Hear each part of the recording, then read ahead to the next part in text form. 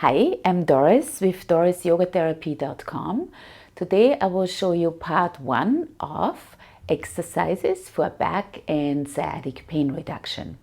So when you have pain flare-ups, back, mid or low back, I want to show you those most beneficial exercises, and you want to practice those exercises for 4 weeks. Sets of each exercise would be recommendable, and I will show you few of those, and you decide what one you want to do. You can do 1 week only one exercise, or you do 2 or 3. Now there is 3 steps how we find out what kind of back pain you have. So the first one would be you perform a movement that constantly causes pain. So for example, when you are standing up from a chair, from a couch, from the bed, or you are walking a certain distance and the pain arrives, right? And those are just examples for right now. So the second part would be you would do an exercise, what I will show you today. And then afterwards, the part 3 would be you retest your painful movement.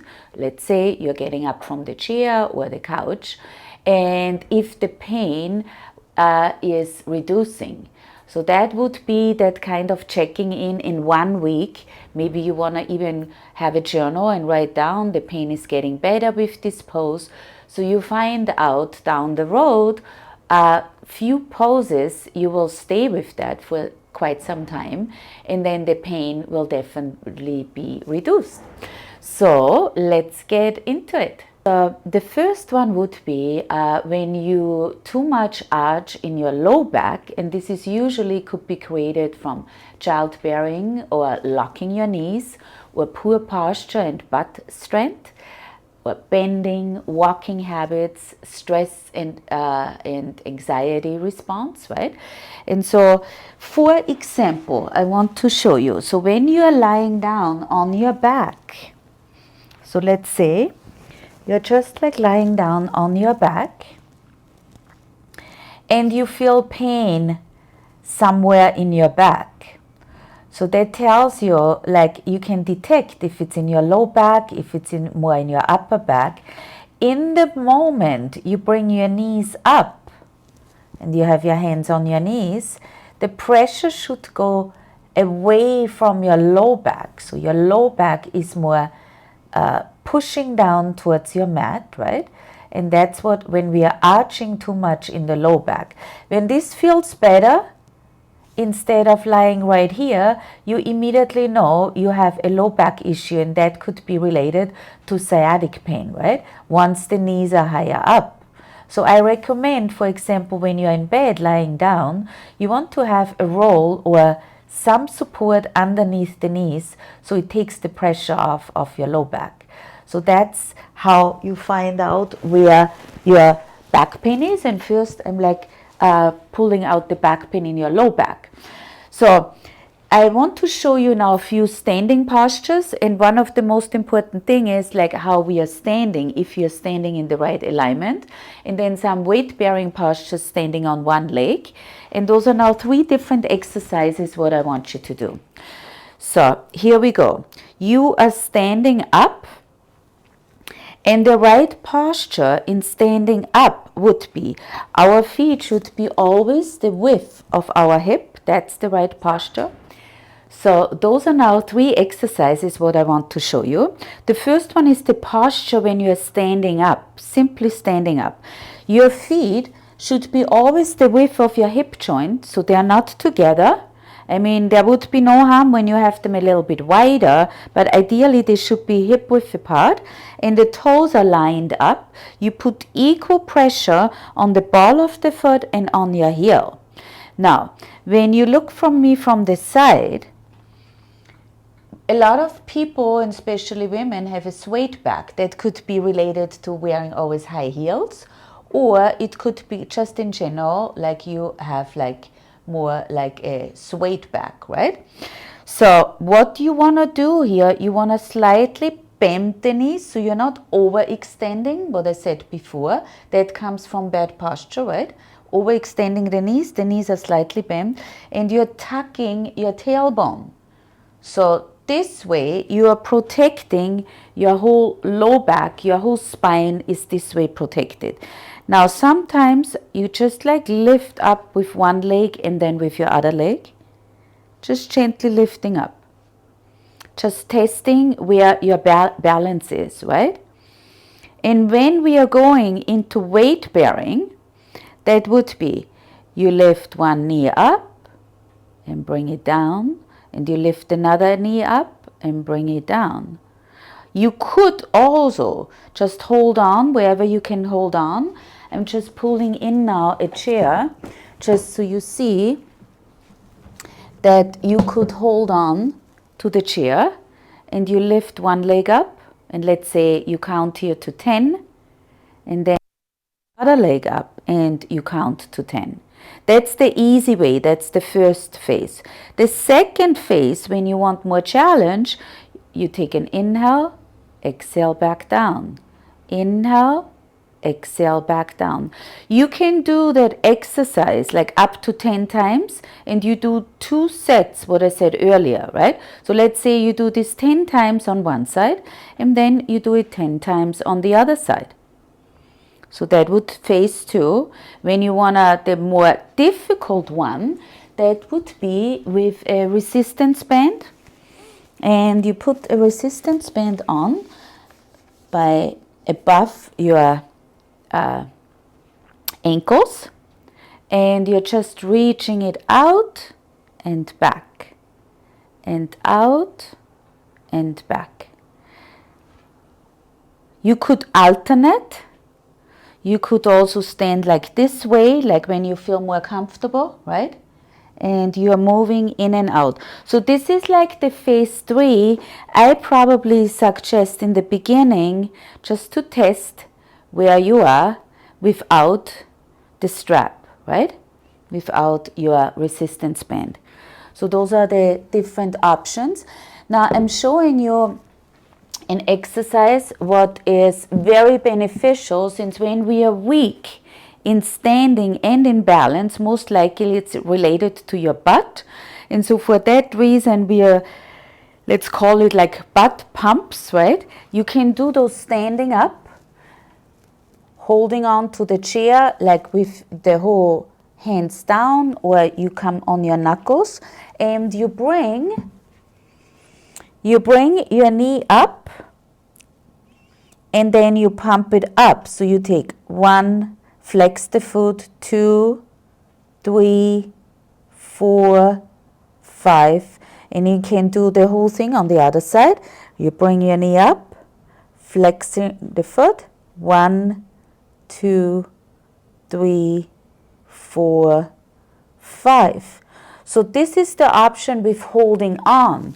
You can also do it on the floor, and there's option that you're straight with your elbows, or you come on your elbows, clasp your hands together. Let's do the easier version. Your elbows are the width of your shoulder joint. You bring your knee up, you flex your foot, and 1, 2, 3, 4, 5. And then you alternate to the other side. 1, 2, 3, 4, 5. This is very beneficial for your buttocks, since you're really working your glutes. So that would be that. So first I showed you when you arch your back too much, your low back too much. Now a second one could be your side bending. You have side bending problems. So it can cause to rotation of your spine, cause to lateral tilt or rotation lateral tilt, right? One hip is higher than the other of your pelvis, or CI joint pain, or sciatica. So now there's like 3 exercises what would help for this. That's when you find out in this 3-way step what is more your cause. Is it like from side pain, or is it more like from like arching your low back too much, right? Now those exercises would work like this. So it is a walking exercise, and you alternate your arm lift, right? So let's say you walk with one foot forward, you reach your other arm up, and you go back and forth like this, reaching the arm up. And you can do this in your home. You can do this in your park, at the park, wherever you are. I would do this for a while, the alternate lifting up, since we are stretching the side of your rib cage, right? Now, a second one is a variation from cat and cow, and I show you one in standing and then one in sitting. So you can choose whatever you want. The standing one would be like this. You're taking an inhale, you're looking up, you're reaching your arms out to the side, lower than your shoulders. And on an exhale, you reach your hands towards your knees or towards your shins. And then on an inhale, slowly rolling back up. And on an exhale, you are bending forward. You can do all the numbers what I'm giving you, like it's up to you. You can do this 5 or 10 times a day, right? So this would be the standing up and coming down. Now the last one, you're super slow rolling up one vertebra at the time. You're always taking your time. You reach your shoulders back. You can do a few shoulder circles. And the other version from that variation of cat and cow is sitting down. So the sitting down one would be, you're sitting on a chair. I have to pull a little bit since the chair is too low, so I'm right aligned, 90 degrees, right? Everything is alignment. And on an inhale, you're reaching your arms out and you look up. And on an exhale, you reach your hands towards your knees and you tuck your chin in. You push your belly button back towards your spine. And inhale, you're reaching up, looking up. And on an exhale, you tuck your chin in and your belly button back towards your spine. So you can choose the sitting up or the standing up, either way. The last one in that pose would be if you would be sitting down, cross-legged, cat and cow and sitting down. On an inhale, you reach up. And on an exhale, you tuck your chin in. So you have like 3 versions here in that cat and cow.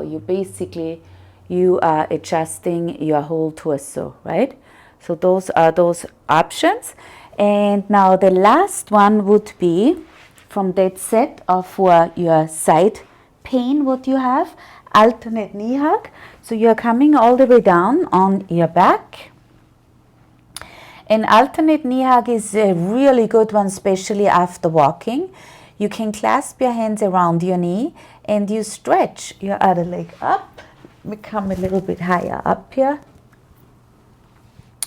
And so the knee hug would be, you take an inhale and on an exhale, you reach your knee as much as you can towards your chest. You can stay here for 5 to 10 breaths.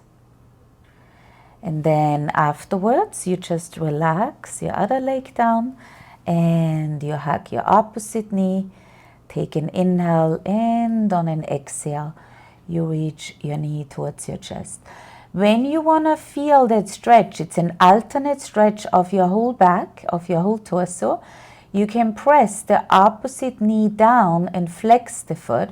This way, you're stretching the front of your hip joint more. And here we are stretching the back. Again, it's up to you. All these exercises, if you do like 5 breaths, 10 breaths, even 20 breaths, that's up to you. You do 2 sets of each exercise. That would be ideal. And so those are now those 3 exercises what you can choose when you have problems with the side bending problems, right? You have issues with your lateral tilt or your spine or sciatic pain. And it's the same, the first one, what we said about when you are arching your low back too much.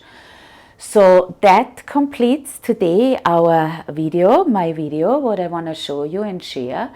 And please don't forget to hit the subscribe button so you're not missing out on any of my future videos.